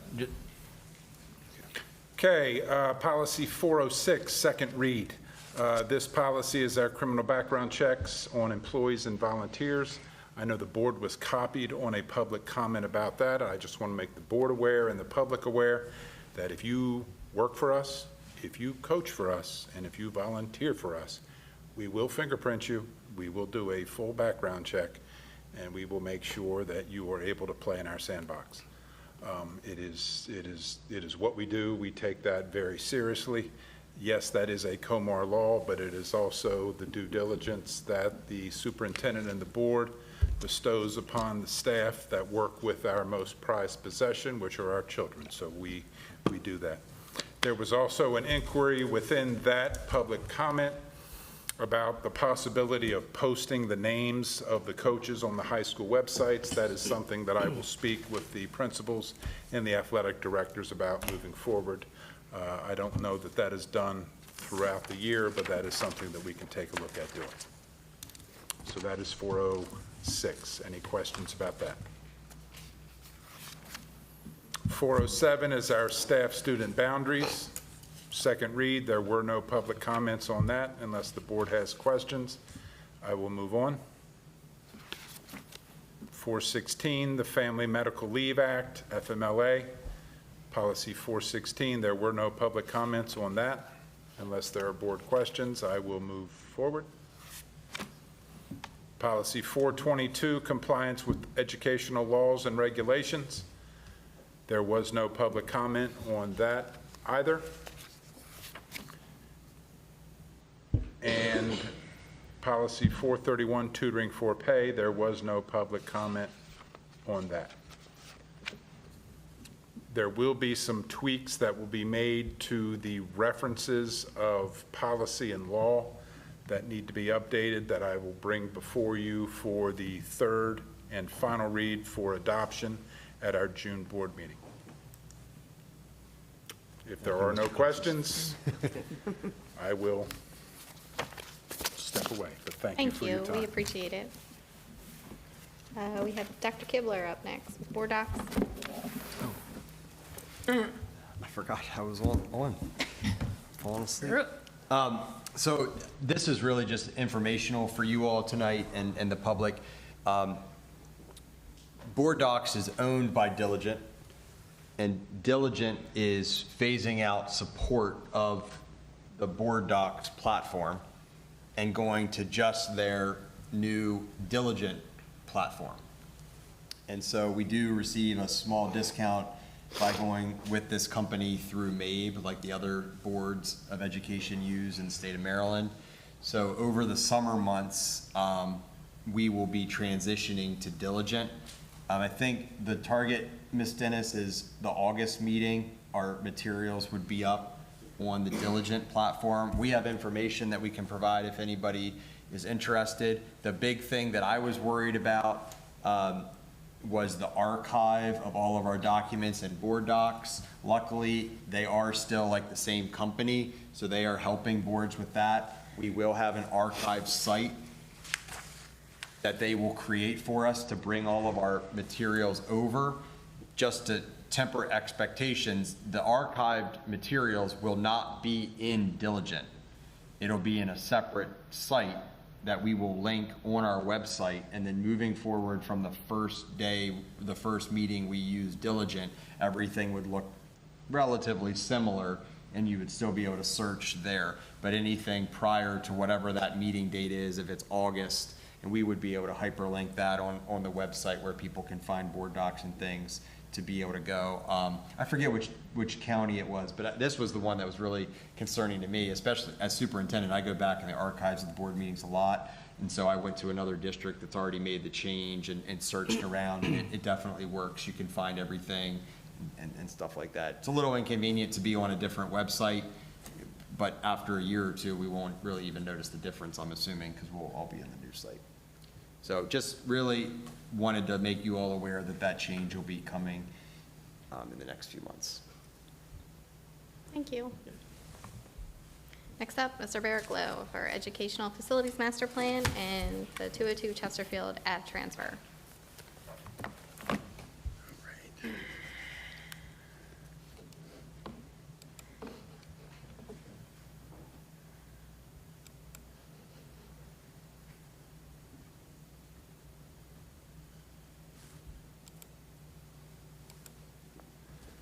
All right. Good evening again. For the record, Darrell Barraclough, School Facilities Supervisor. Coming before you this evening for the presentation of the annual Educational Facilities Master Plan update. So the purpose of the EFMP is to provide a written plan that includes the educational goals, standards and guidelines, community analysis, concluding that the plan conforms with the adopted county and municipal comprehensive plan and growth management strategies. It's an inventory and evaluation of existing school buildings, current and projected enrollment data, analysis of future school needs, and various school policies relating to capacity, transportation, and other administrative matters. So the reason that we do this every year is it is a COMAR requirement that we update the EFMP and that we submit it to the board for review. What we're doing this evening is presenting it for information purposes only. It will reside on the county website for approximately a 30-day period for public comment, and then I will come back to the board next month and seek approval and again answer any questions that you may have. So it is a state requirement. It is a COMAR requirement. It does require board approval. So once we have board approval, I can submit the document. The document is due to the state by July 1. So what the purpose of the EMP also helps with our capital improvement plan. So looking at enrollment projections and all the other things that I mentioned, it helps develop the CIP moving forward. It's not the sole document that does that. There's a lot of different moving parts to the CIP. As I explained when we went through the CIP, we have the EFMP, we have the comprehensive maintenance plan, we have work orders, we have all different types of things, as well as the site evaluations that are the maintenance effectiveness assessments that are conducted by the state. All those different things help develop the CIP. So the various components that are in the document, I won't run through all of them, but there's a quick overview on the left there of all the different sections that are within the document. And the annual dates, I know I'm going through this very quickly, but I will have time for questions here at the end. The EFMP, we are coming to you now for information. We'll get approval in June for making the July deadline. Then the capital improvement plan, we're going to be starting that process back up again towards the end of this year with, again, meeting with the county and state representatives. It seems like we haven't even gotten through this capital plan, and we're already talking about the next, but that's really the cycle that we're in. So with that, it brings us to the capital funding side of things. And before I get into questions, I do want to point out a few important things within the document that I did have up here.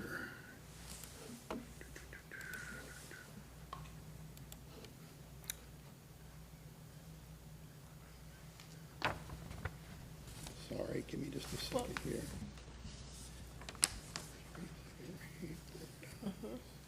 There we go. That's not it. There it is. All right. Okay, a couple of things that I wanted to point out with regard to the large document that was included, the draft edition of the EFMP. So as you're going through it, you'll see it's basically last year's document with the additions or changes are made with blue underline, and the deletions are red struck through and with corrections made. A few other things to note. You'll notice throughout the document that there are placeholders for several documents that have not come to fruition yet. Things like the county's review and approval of this. They have not even seen this document yet, so they'll be getting that later on this week. They will review the document to make sure that it coincides with what their expectations for county development are. couple of the other big items that I did want to draw your attention to is page 97. Page 97 begins the major development subdivisions throughout the county, and it's broken down by election district.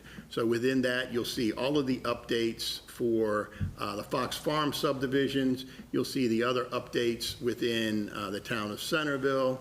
You'll see the updates for Kent Island District, District 4, the Lowry Farm, Bay Bridge Marina, which is currently under construction, the Wheatlands, which is in Queenstown. So those are pretty important updates to the EFMP.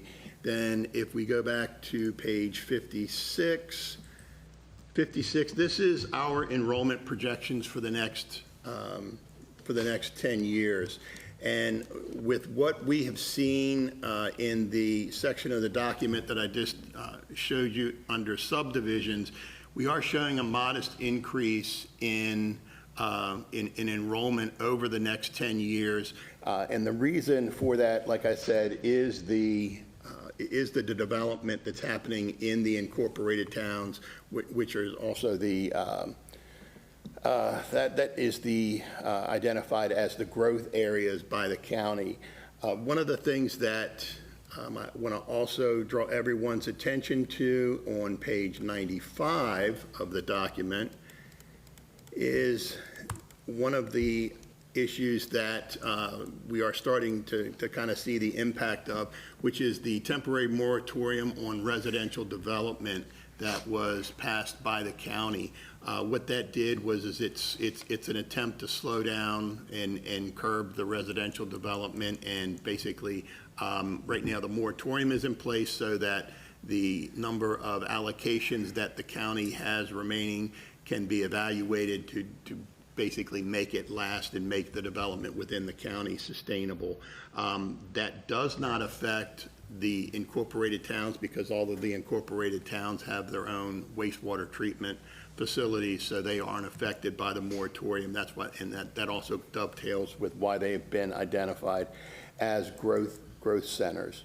So those are kind of the major key points of the EFMP. Like I say, I'll be back in a month to ask for approval, but if anybody does have any questions, I will take any questions now. I do, sorry. When they show the programs, there's a lot of them that say a capacity of 1 and then enrollment of like 30. Just of course I can't. I've gotten a lot of that information from curriculum and instruction, so I would have to go back and ask them that question on what their Can you tell me what page you're like? Yeah, sorry, I No, it's okay. skipped ahead to the others. Like page 12, the very first one at Kent Island. AP, computer science, the capacity is 1 and we have 17. There's a few like this, so I'm just wondering if maybe in digital electronics, there's 4, like 22. I would imagine that's a typo. Well, if on line 1, so there might. Okay. And like I say, I'll follow up with Adam Tolley, Mr. Tolley, and get a little more information for you on that, and I can have that available. Yeah, I'm just saying, there's a number that say a capacity of 1, so maybe. Yeah, that does not, Okay. that looks like typos that we can clean up. Okay, just letting you know. Yep. It says capacity 0.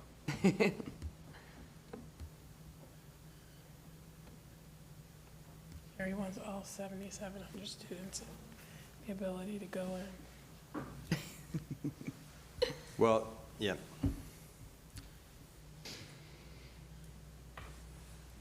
Any other questions? Nope. Great, Didn't have very any. good. Thank you. Thank you. Oh, you don't go, Hey, you you keep have going, one or you got I'm Chesterfield not done, am I? Yeah. I'm sorry. Gosh. He doesn't want to talk trying to about this. run away. All right. Update on the Chesterfield Avenue transfer. Sorry. So the approval of the transfer by the state superintendent is on the state IAC meeting agenda for May 14th, which is next week. So I'm expecting that it's going to fly through with no objections. There's really no reason why they would object. So what that will trigger then the county to go ahead and work up the deed. And similar to my earlier presentation with regard to the open space, I'll have a copy of the deed that I present to the board for their review and approval, and the property will be deeded over. That's going to pretty much conclude that property, but that's really the update that I have on that. Any questions on that? I know it's not a lot, but I asked Mr. Barricola to do this just because the process is rolling, and people are asking me still in the community on the sidelines and stuff like that, what's happening with it. So I wanted to give at least a little bit of an update because it's been a while since we talked about it. So I appreciate it. No worries. And now I think you're done. And then once they approve it and it goes back to the county, then it's up to them to, I know everybody keeps asking what's going to happen with it, but that will be the county's decision, right? It's all county decision after that, and plus then they would take over all the utilities and all the other aspects of maintenance and upkeep and all the other things, which is really the other big objective of that. All right, thank you. Thank you. Dr. Kibler for Board of Education meeting schedule. So we have a proposed meeting schedule for you for next fiscal year. Honestly, it's close to a mirror to what we did this year. So if there's any suggested edits, we are happy to talk about them. I think we decided we don't necessarily need to vote on this, but just kind of wanted head nod agreement that this is okay. The one suggestion that we would like to make, just because we know staff vacations with where the July 4th holiday falls this year, we wanted to suggest having the meeting on July 8th instead of July 1st. We will do whatever the board likes, but that was one request that came from staff to be here. But it's your meeting, so we will do what you would like. I think that sounds good. Fine with me. Okay. So, Ms. Dennis, we'll make that change and then get this posted for next year. Thank you all. Thank you. Thank you. Mr. Watkins, budget update and operating budget discussion. Good evening again. Good evening. For the record, Rob Watkins, CFO.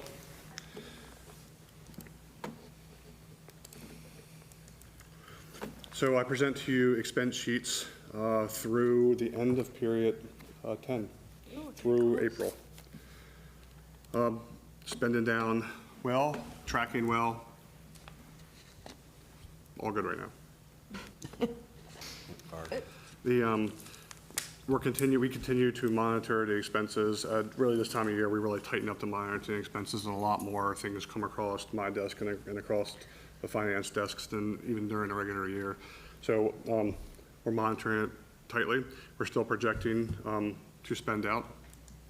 Maybe even have a little extra at the end. But that's where we are. Well, you just said it, never mind.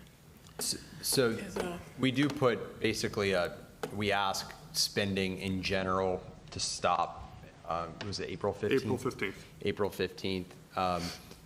Obviously, we know if we're looking over there at Mr. Pender's area, buildings and things still happen. We're dealing with a chiller issue at Sothersville Elementary School, for example, right now.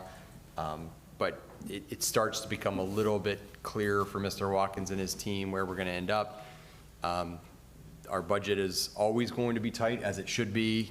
Just using public funds, we shouldn't be stashing things away. We should be spending it like we planned, but we'll be within that probably 1% mark, 1 or 2% when it comes down to it at the end of the year. Definitely. Any questions on this current year budget? Okay. Then we can talk through the 27 operating budget. Just wanted to present a couple of updates. The first update I can present this week, I believe this week. The county sent out their letter to the residents, and the letter had numbers in it that ultimately represent the $8.7 million increase that the county has This is just given to us going forward. So it's $8.7 million above last year's allocation, and that's $8.864 million over the required maintenance of effort for fiscal year 27. That's where we thought we were before the letter went out, so that's a good thing. I've gotten a lot of questions about this too from staff members, community members and things. They get this letter, they read it, and I appreciate it. It's complicated. There's a lot of money. It's a big budget in general. How does this match with what we're presenting and things? And so really, the county administrator posted his budget. There was no change to the Board of Education for our operational dollars from the county administrator's first proposed budget to the county commissioner's first proposed budget and how it affects our operation. Basically, where that puts us at still, where we were a month ago when we talked, we will have the dollars to fund the first page of that budget book, the cost to maintain, with a few additional dollars on top of that to go into the cost to add that we talked about. So that's where we're at, if you're trying to interpret the letter as it merges with our budget. That's right. In the letter, the change says $9.3 billion. There's a holdover, there's a pass down for employee pensions from the state to local governments. So the remainder of that above $8.7 million is to pass down to cover that pension cost. One of the other things I can tell you is we still have not gotten an updated state aid sheet. I'm expecting to see an updated state aid sheet by the end of May. That updated state aid sheet will really give us a full picture of where the final dollars are going to be for fiscal year 27. We did learn during the final day of the legislative session that there was a change to how they fund the pre-K program. So that impact represents between a $70,000 and an $85,000 hit to our budget. So we're expecting between $70,000 and $85,000 less to our pre-K lines in our budget. It was really just on how we count students. That's how we count students. They basically eliminated some students above a certain line in their calculation, and we lost 7 or 8 students.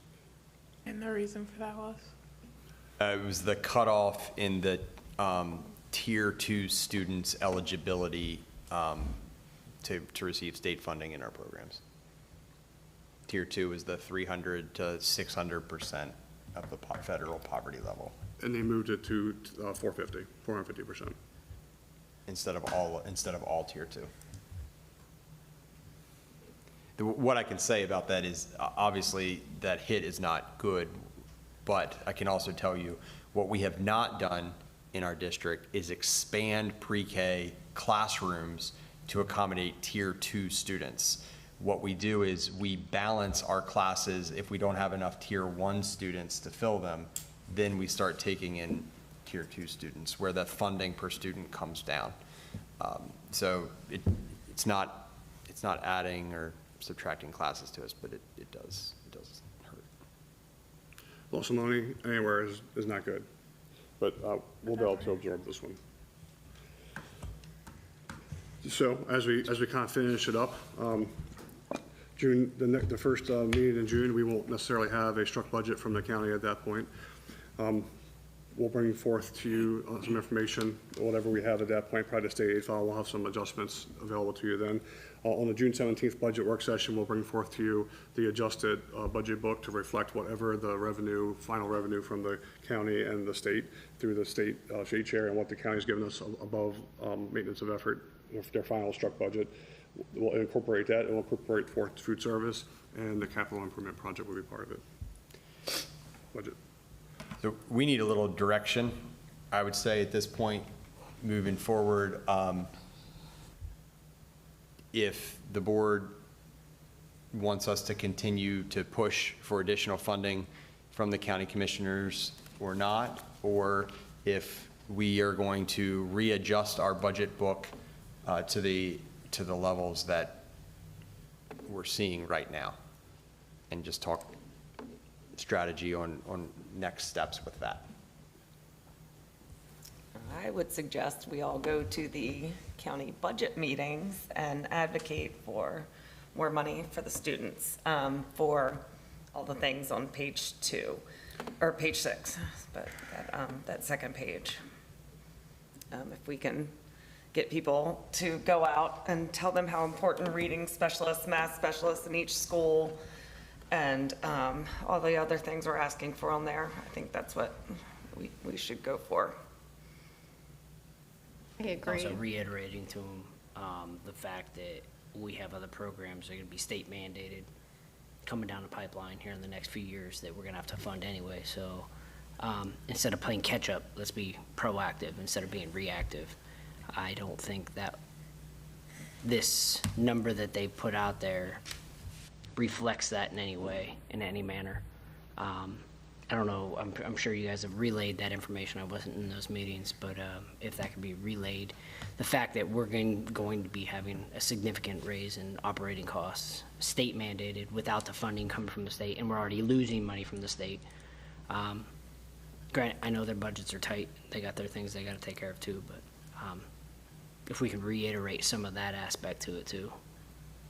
Right, because these are their tax dollars, so I would. So I'll be there to represent the school system at each of the public hearings on May 18th, 19th, and 20th. And I will continue to advocate on behalf of the school system. We also have a liaison meeting next week with the county commissioners. I will get to that in a minute, I guess, on which of you all will join the team and I next week. But I encourage each of you to continue to help us advocate on behalf of the students. And if we can close that gap at all, it will be much appreciated. And I will continue to reiterate, as you can see from that list, all of the requests are going right to support students. And that's where any additional dollars we receive are going to support students at the schools. So, thank you. Thank you. Thank you. Next up, we have Dr. Schreckengoss with cell phone presentation and legislation update. Thank you, President Capes, Dr. Kibler, members of the board, executive team. For the record, I'm Jennifer Schreckengoss, Assistant Superintendent. The initial intention of this presentation was to share with you the results of the cell phone surveys that were given to parents and teachers in our district. And in the meantime, a House Bill 525, the Phone Free Schools Act, has passed. And so I just want to share the implications of this, and then we'll talk about the results, and then talk about next steps. So a quick synopsis of this bill is that each local board must develop and implement a policy by the 27-28 school year, which will prohibit the use of electronic communication devices, which they define as smartwatches, earbuds, tablets, cell phones, etc., during the entire academic school day, which is defined as bell to bell, including not just class time, but lunches, recess, transition periods. Our policy must prohibit the use of those devices. It must require students to store them as the county board specifies, and prohibit students from accessing or using a social media platform. It does allow, if school-issued devices are not available, for the administrator to approve use for educational purposes, though that is not an issue in our district. We have one-to-one. And if it applies to a student with an IEP or a health plan, we cannot prohibit use for those specified situations. As I mentioned, the county board determines the storage. We will await MSDE's rules for adoption of regulation and reporting.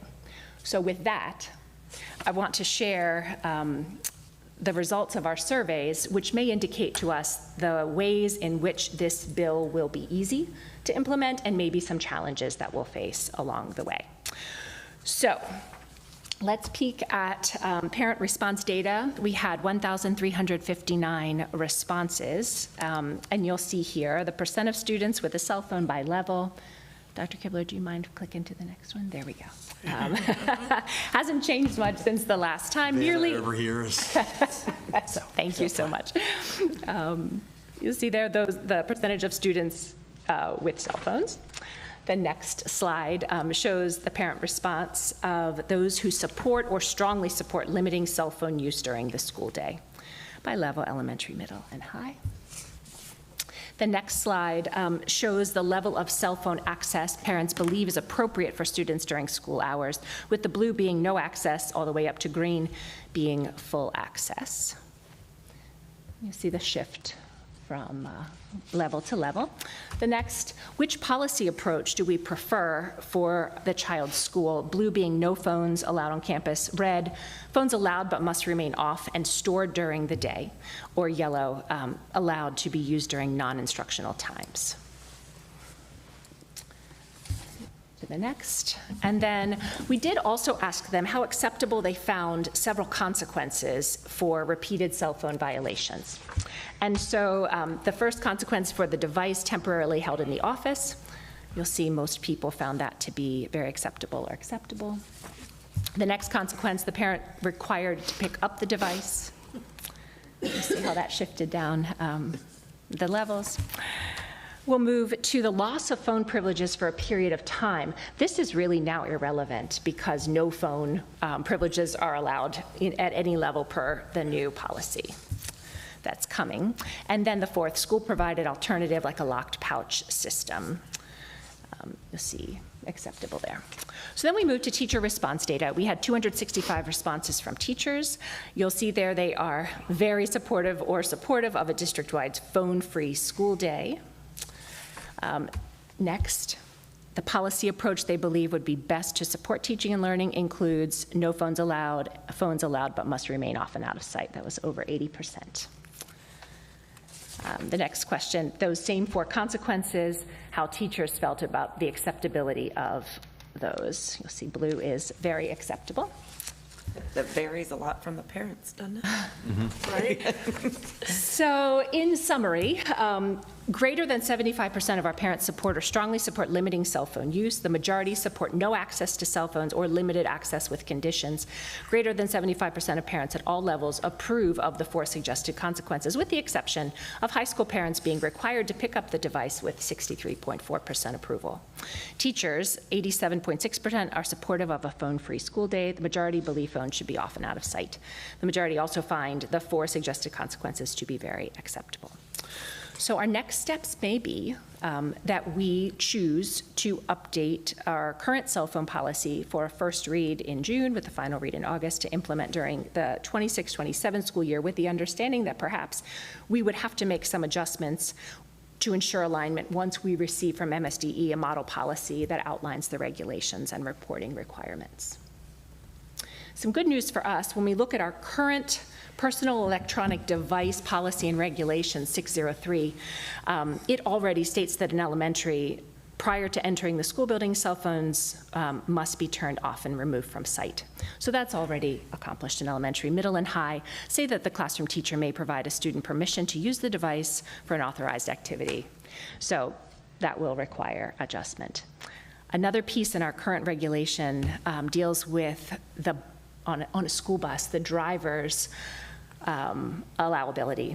The school bus driver could decide to give students permission, and that is not referenced in this House bill, so we'll work through that as well. The other thing that's not in our policy right now is the watches and the glasses. So we would, but that is in this bill, so that'll have to be included. Correct. And it does say that we must identify consequences. And so, you know, we polled parents and teachers for acceptable consequences, but in truth, our current discipline code does define we refer to it as an inappropriate use of personal electronics, anywhere from a level 1 to a level 3, with a menu of options for consequences there. So we may be able to work within that as we move forward. You mentioned instruction on cell phones, that nobody's doing it. Right at one of our our SSICs, there's multiple teachers that admitted to doing it. Not that it was a bad thing, they just said sometimes it's easier, or if the computer's having issues. If they're allowed, I just feel like that's a slippery slope going into the instruction if they're allowing the cell phones to do it. Regardless if it's easier or what's going on. That's why we have an ID department. I know it's not always, electronics can be finicky, but I don't even suggest that even being an option. I know you said that if they don't do it, but they've openly admitted to doing it just because of being easier and stuff like that. So it is going on, not at a large percentage by any means. It's very minute, but it is going on currently. Is it the teachers that are doing it, or they're letting their students? They are they're letting their students use their personal devices for the learning instead of. Because their laptops aren't. Something like that. And that is allowable in our current policy. Right, But what but I'm they're just saying going saying, into the new one. it is not allowable Yeah. So- because they have issued device, school issued, yeah. So I should have put this when I talked about board involvement, but I just concluded yesterday the last of my superintendent roundtable with student representatives from all 6 of our secondary schools, middle and high schools. And so I knew this was coming. So I stepped into the cell phone conversation with the students. I was feeling very brave. And so I did ask about the question of it being used instructionally. And there's some stuff that we need to clean up on our end, because what we found was that sometimes a teacher is asking them to do something on their Chromebook and a website will be blocked. A website that a teacher finds is appropriate. And so the teacher will say, well, get your phone out and look up that website real quick. So that's something we'll need to work with IT, and that's just going to take coordination, and we can work through that. But there were some good examples too that I got of where this could be problematic, and we'll need an interesting workaround, like some environmental science classes where students are asked to go out and walk around the campus. And so their teacher will have them looking for certain things, maybe a certain plant, a bug or something like that. Take a picture of it on your phone, bring it back and show it to me. So stuff like that. And that is serving an educational purpose. That doesn't mean we can't work around it. Right. But the goal of that question with the students was to try to see where are we going to have to maybe make some changes if we go that route. So it's a good point. Right. That's a simple fix. You give them a book, and what we used to do, we used the book and identified it in the book and brought it back. Like, open up the book, there you go. I think teachers asking Those for books proof don't- with the picture that you found Sometimes it those instead of books just don't walking around exist. outside. And What do you mean they don't exist? They still have books. like plant and bug identification books. I mean, yeah, okay. I'm just saying, I think there are some good reasons that it's being used, and it's just, these are things that we'll have to adjust to if we're going to start swinging back the other way. It's things that we're going to have to think about as we go through the policy development.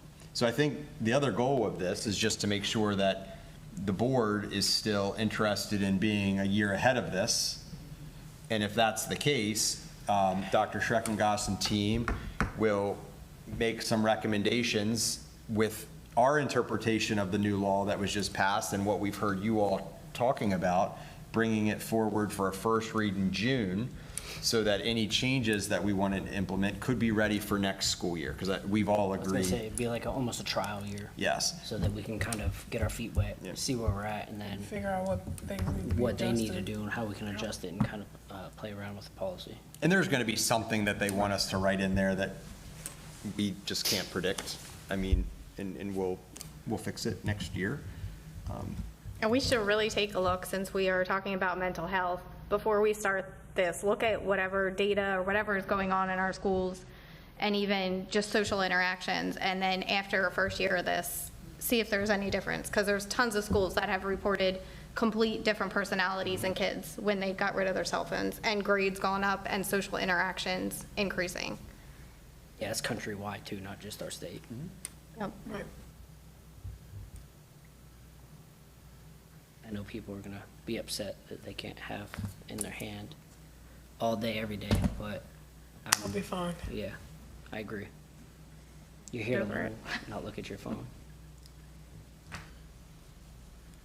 Did Does you that get what you affect, need, Dr. Schreckengoss? I hear does it. that affect staff as well? Students, I know students, but I'm saying, you I want to don't- extend it to staff? I don't know because I'm not in the classrooms, but I've seen in the past, I'm not saying here, but like sometimes teachers will do the lesson plan, students will be doing their thing, and then the teacher will be behind their desk playing on the phone. Happens. So I'm just asking. Not saying all teachers are in that, but I'm just asking. So- It happens, so if you're taking away from the students, but you're doing the same thing that you're not supposed to be. So our current personal electronic device policy does outline guidelines for students and employees. I don't believe this House bill defines anything for employees, but we could do a melding of the two, maintaining aspects of this policy that we like and incorporating in the new law.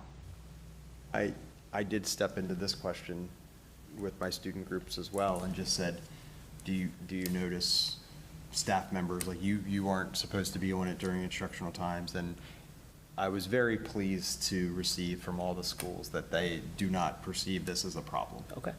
So. That's good. They said. I'm not in classrooms, I don't know, but. We knew that would potentially be a question of the board or the public.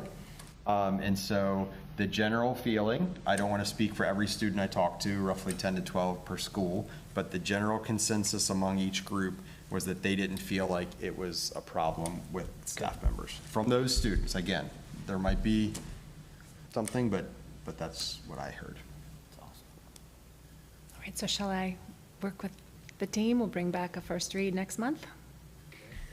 Sounds good. You're welcome, thank you. You did mention the school bus drivers. There's no way, I mean, there's no way we can ask them to police that, so I think. Right, I think going into this policy, we're basically gonna know it's from the time you get into school, from the time, okay, because we can't ask that. Especially if of your them. kid's on the bus for an hour and 10 minutes. Yeah, that's. I mean, like, we did it growing up, but at the same time, now, they're already having enough issues with kids on the bus. That would be really, you're right, that'd be really hard for them. Yeah, that's not a place we want to go, I don't think. Well, if they leave their phone at home, then they don't have to worry about it, so. I'm all for that too, but we know that ain't gonna happen. The last line of it is just, prohibit a student from accessing or using a social media platform. Like, that is, that's a hard rule. I mean, that's a hard thing to.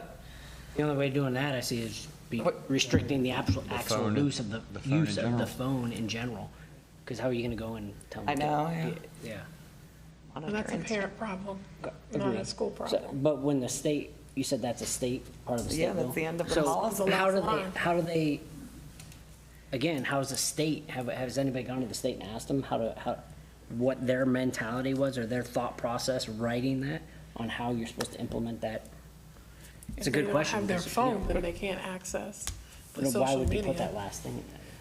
But we can't do anything about that. We Right, can't take right. Snapchat off their phones or Right. Instagram, so. Exactly. You can just put like a blocker on the whole building and turn it off. Yeah, right. We could, Too much. we could. And I definitely, mean, it'll be interesting to see how other places are doing this. I mean, hopefully the And I appreciate the state example's already out there. seeing the issue and stepping up and creating the bill. I mean, the forward thinking, I guess it wouldn't really be forward considering it's been an issue for a long time, but at least we have a background actually a foundation to step on instead of trying to implement it ourselves. Actually, the state's bringing it down, makes it easier on us. So appreciate it, thank you. yes, thank you. Thank you. If anybody that wants to give public comment? No? Okay. For future meetings and events. So we have the commissioners' budget work sessions, May 18th at Kent Island Library, 7 p.m., May 19th at the Liberty Building in Centerville at 7 p.m., and May 20th at Sudlersville Middle School at 7 p.m. And then our next board meeting, We also have the liaison meeting next week. oh yes, we have the liaison meeting. Did, I know Carrie It's signed up, Tuesday, did right? anybody else want to go? Next Tuesday? Yeah. I'll go with you. Okay, if anybody else wants it, I'll give it up. I mean, I'll give my spot up. I said that, I've gone to the last couple, but I'll keep it. All right. And then our next regular session is 6 p.m. on June 3rd, and then we also have a budget work session at 5 p.m. on June 17th. Then anybody else have anything? If not, make a motion to adjourn open session at 7:58 p.m. So moved. Aye. Aye.